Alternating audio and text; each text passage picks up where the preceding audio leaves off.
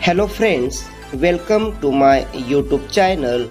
Today we are going to learn warming up and chit chat of unit number 3.2, a lesson in life from a beggar, from standard 10th, subject English. Let's go start. First question, make small groups and share. लहान गट बनवा आणि share करा. A piece of advice that stopped a bad habit in you. असा एखादा सल्ला ज्यामुळे तुमची वाईट सवय थांबली. Answer, bad habits stop your life and stop you from reaching your goal. My teacher once told me, don't waste time on mobile games, use it for study. I listened to her and now I study more and play less. Next question, a quote, probe that you love to use often. असा एखादा सुविचार मन जो तुम्हाला नेहमी वापरायला आवडतो. Answer, I like to use the quote, let's move ahead. It gives me courage to do better. Or पर्यायामध्ये दोन उत्तर दिलेत. Or I like to use the quote, never give up. It gives me courage to try again and succeed. Let's move ahead म्हणजेच चला पुढे जाऊया. Never give up म्हणजेच कधीही हार मानू नका. Next question, an experience that taught you a lifelong lesson. असा एखादा अनुभव ज्याने तुम्हाला आयुष्यभरासाठी धडा शिकवला. Answer, getting up early is very hard to me. One day our picnic bus was at 6 o'clock. My mother tried to wake me up at 5, but I got up at 5:30. I reached school at 6:30. The bus had already left. I missed the picnic. From that day I learned that punctuality म्हणजेच वक्तशीरपणा, being on time is very important. Next question, a story, news, episode, movie, play that has impressed and changed you.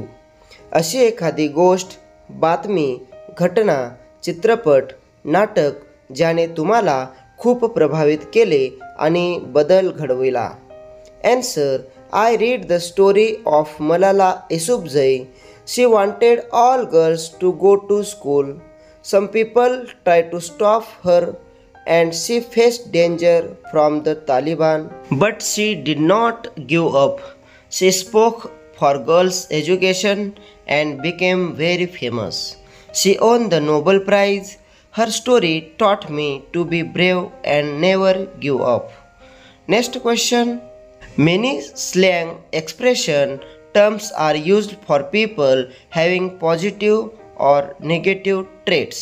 बऱ्याचदा काही लोकांच्या चांगल्या किंवा वाईट गुणावरून त्यांना उद्देशून slang expression किंवा टर्म्स म्हणजेच अपशब्द किंवा विशेष शब्द वापरले जातात. Match the expression in column A with type of person in column B. First expression, B, type of person. First, couch potato.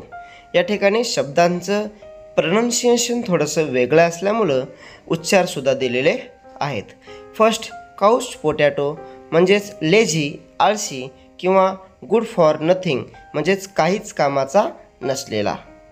Second, worry ward म्हणजेच ऑलवेज नर्वस, नेहमी चिंताग्रस्त किंवा वरीड म्हणजे काळजीत असलेला. थर्ड एक्सप्रेशन, फडी डडी म्हणजेच ओल्ड फॅशन्ड म्हणजेच जुना विचारांचा किंवा रिफ्यूज चेंज म्हणजेच बदल न मानणारा. फोर्थ, वेट ब्लँकेट म्हणजेच spoils other people's fun or mood म्हणजेच इतरांची मजा किंवा मूड खराब करणारा. फिफ्थ, वीज. वीज म्हणजे ब्रिलियंट म्हणजेच हुशार, जिनियस म्हणजेच बुद्धिमान. Six, black sheep. Black sheep म्हणजेच शेमफुल पर्सन म्हणजेच लाजिरवाना किंवा अपमानास्पद व्यक्ती.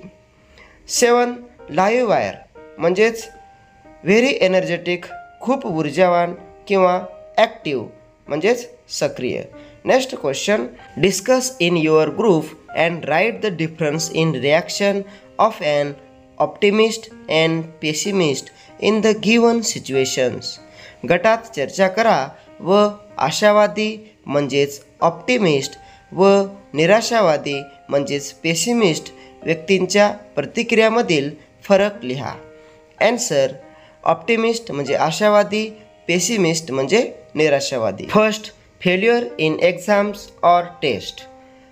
Optimist, I will try harder next time and do better. Pessimist, I can never pass, I am useless. Second, lose a good amount of cash. Optimist, it's okay, I will earn again. Pessimist, my life is ruined, nothing good will happen. Third, next, unexpected rainfall or bad weather. Optimist, rain is good for farmers, I will enjoy it. Pessimist, this rain spoiled my whole day. Fourth, illness. Optimist, I will take rest and medicine, I will be fine soon. Pessimist, I will never get better, I am unlucky. Fifth, extra classes in school. Optimist, good, I will learn more. Pessimist, oh no, more classes, more trouble. अशा पद्धतीने आज आपण a lesson in life from a beggar या पाठाचे warming up व chitchat activity अभ्यासला आहेत. जर तुम्हाला हा व्हिडिओ आवडला असेल तर लाईक करा, शेअर करा आणि चॅनलला सबस्क्राईब केलं नसेल तर सबस्क्राईब करा. पुन्हा भेटूया नवीन पाठासोबत. तोपर्यंत जय हिंद, जय महाराष्ट्र.